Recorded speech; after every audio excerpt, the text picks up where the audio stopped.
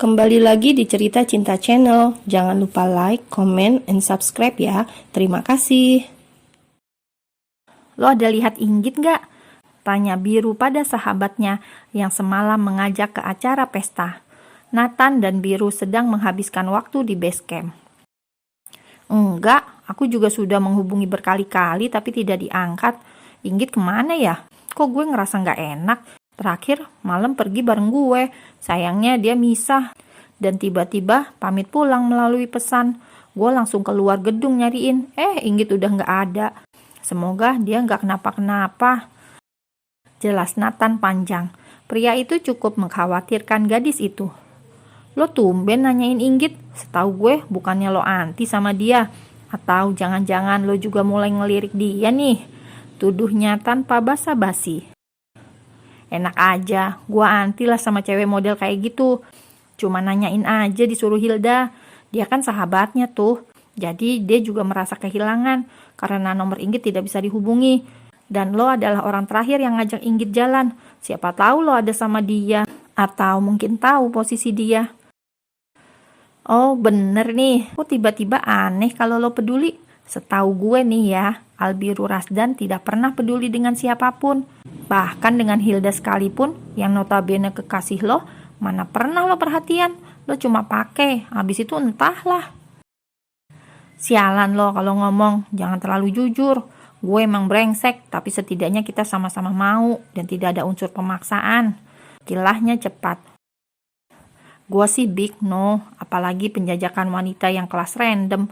Masih aku pantau, tapi kalau sama Inggit, kalau dia mau boleh juga. Aku yakin dia masih bersegel. Biru sampai tersedak minumannya sendiri mendengar penuturan sahabatnya. Entah mengapa dia merasa tidak rela Inggit dijamah pria lain selain dirinya. Hari gini mana ada cewek segel, yang ada juga 1001. Inggit itu beda, aku pernah dengar dia berhubungan sama kating kita. Banyu Wijaya, lo tahu kan cowok itu tipe kayak apa? Idola pada masanya. Tapi dengar-dengar Inggit putus dari dia demi tetap menjaga kesuciannya. Dan gue tahu itu tentu saja dari Hilda. Jujur, belakangan ini gue banyak mencari tahu tentang Inggit. Mulai dari masa lalunya, silsilah keluarganya. Dan fix, gue tertarik cewek modelan kayak dia. Cocok banget buat gue jadiin istri. Lagi-lagi Biru tersedak minumannya sendiri. Pria itu sampai terbatuk-batuk air mata.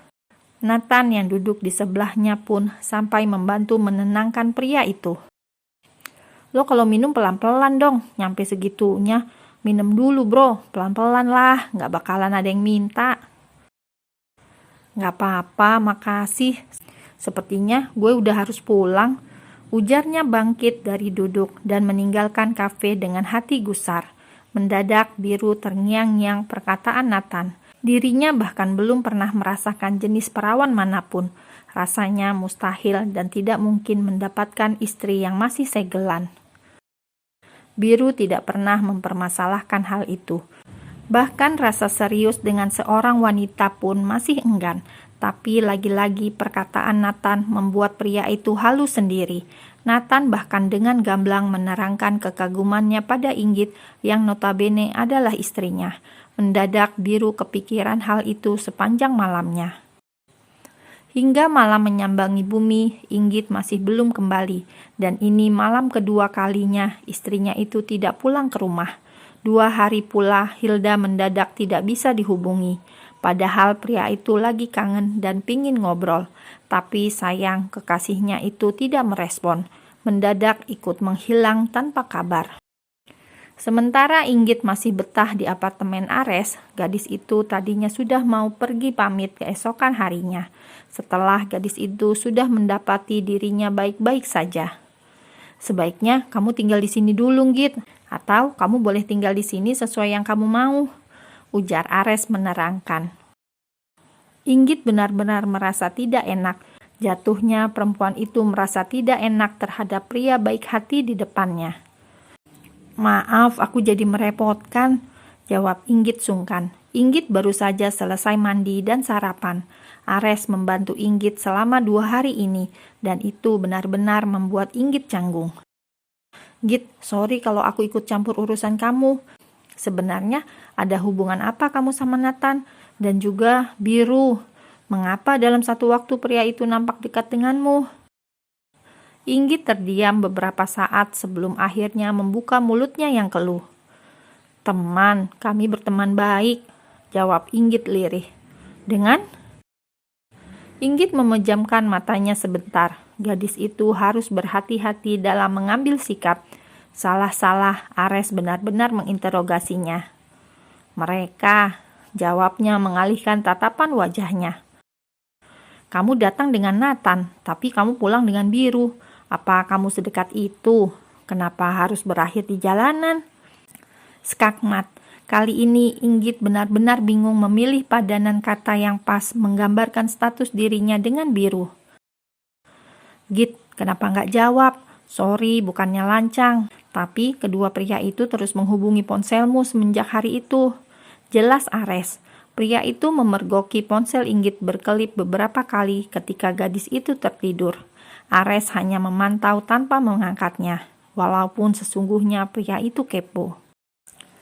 2 hari menginap di hunian orang lain itu rasanya jelas aneh, terlebih orang asing yang baru saja Inggit kenal.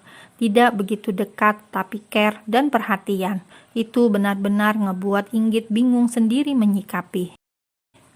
Sorry Res, hari ini gue harus pulang.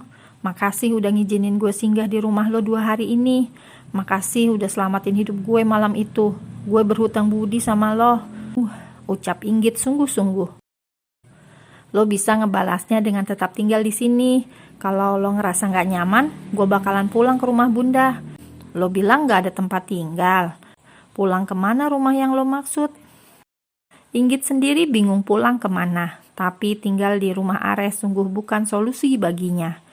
Pulang ke rumah Biru, tentu itu sesuatu yang menakutkan untuk saat ini. Inggit benar-benar takut dengan karakter Biru yang tegaan. Dirinya dalam guncangan kebimbangan. 2 hari ini Inggit bahkan tidak masuk kuliah, dan itu membuat Inggit merasa tidak nyaman. Inggit juga butuh untuk pulang, mengingat semua keperluan kuliah dan barang-barang gadis itu ada di rumah Biru. Gadis itu berpikir bagaimana caranya pulang tanpa sepengetahuan Biru. Gue pulang ke kos, kemarin gue hanya syok, jadi merasa takut sendirian di kos. Tapi hari ini gue merasa lebih baik. Thanks ya buat semuanya, ujarnya mencoba mencari solusi yang tepat. Gue udah mengambil surat izin lo selama lo 2 hari ini gak kuliah. Jangan terlalu beban, sebaiknya lo merasa tenang dulu, baru beraktivitas. Kok bisa? Tanyanya bingung. Kenapa semua terasa mudah, padahal Inggit juga belum bercerita apapun tentang dirinya. Bisalah, masalah izin tentu gampang. Apalagi kamu kemarin hampir celaka. Sudah barang tentu butuh ketenangan. Minggir dari rutinitas yang membuat hidup lo gak nyaman. Otak Inggit gak nyampe untuk mengulik asal-muasal semua dimudahkan. Dirinya hanya menduga Ares salah satu orang yang kenal dengan orang dalam di kampus itu. Buktinya pria itu bahkan bisa dengan mudah mengurus izinnya. Gua antar ya, tawarnya senang. Makasih, tapi beneran gak usah. Sekali lagi terima kasih banyak untuk semuanya. Git, kenapa gak tinggal di sini aja sih? Apartemen ini kosong, setiap hari aku pulang ke rumah bunda. Jadi daripada tidak ada yang nempatin, lebih baik kamu tinggali, ujarnya ngeyel. Inggit tentu merasa sungkan. Dirinya tidak mau berhutang budi terlalu banyak dengan pria itu. Walaupun pada kenyataannya Ares memang sudah banyak membantu. Entah menjadi seperti apa malam itu jika Ares tidak datang tepat waktu. Mungkin kehancuran, bahkan bisa jadi hanya tinggal nama dirinya. Baiklah, kalau lo tetap dengan pendirian itu, gue berharap lo balik lagi ke sini jika di luar sana merasa tidak nyaman. Tempat ini selalu terbuka untukmu, jangan pernah sungkan atau ragu jika membutuhkan bantuanku, ucap pria itu sendu. Jujur, Ares merasa berat gadis itu ingin meninggalkan apartemennya. Ada rasa tidak rela. Setelah 2 hari bersama, fix Ares telah jatuh cinta. Setelah berpamitan, Inggit memutuskan untuk pulang ke rumah Biru terlebih dahulu. Sebenarnya ia enggan, tapi Inggit harus mengambil barang-barang pribadi penting yang tertinggal di rumah itu. Kemudian jalan yang terbaik saat ini adalah hidup misah dengan manusia batu bintega itu. Sesampai di halaman rumah, Inggit merasa lega karena motor suaminya tidak ada di garasi rumahnya. Hanya tersisa motor dirinya yang masih stay menunggu Inggit menjemput. Gadis itu langsung masuk begitu saja, mengingat rumah yang ia tinggalkan 2 hari lalu tidak terkunci. Dasar ceroboh, gumam Inggit seraya memasuki rumah dengan perlahan. Gadis itu sudah berancang-ancang dengan kunci cadangan, malah dengan mudah mengakses rumahnya.